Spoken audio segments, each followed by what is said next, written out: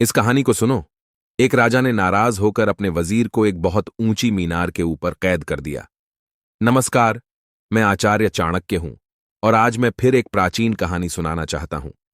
उस मीनार से कूदकर उसके भागने की कोई संभावना नहीं थी। उस वजीर को जब मीनार की ओर ले जाया जा रहा था तो वह जरा भी चिंतित और दुखी नहीं था।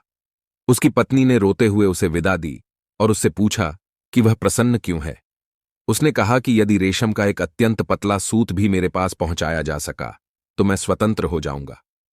उसकी पत्नी सारी बात समझ गई, लेकिन उस ऊंची मीनार पर रेशम का पतला सूत पहुंचाने का उसे कोई उपाय समझ में नहीं आ रहा था। तब उसे एक साधु मिले और उन्होंने कहा कि भृंग नाम के कीड़े को पकड़ो, उसके पैर में रेशम के धागे को बांध दो और उसकी मूंछों पर शहद की एक बूंद रखकर उसके मुंह को मीनार की ओर करके छोड़ दो। वजीर की पत्नी ने उस रात्रि को यही किया। वह कीड़ा सामने मधु की गंध पकड़कर उसे पाने के लोभ में मीनार के ऊपर पहुंच गया। उसके पैरों में बंधा रेशम का धागा भी ऊपर पहुंच गया। वह रेशम का पतला धागा वजीर की मुक्ति बन गया, क्योंकि उस सूत के धागे से डोरी पहुंचाया गया और फिर डोरी से मोटा रस्सा पहुंच गया। अंत में वह वजीर रस्से से नीचे उतरकर कैद के बाहर हो गया।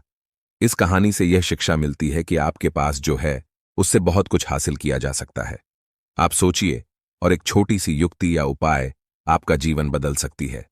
आप यह ना सोचें कि आप मुसीबत में हैं, आप यह सोचें कि इसका समाधान क्या हो सकता है, जैसा कि वजीर ने निश्चित होकर सोचा।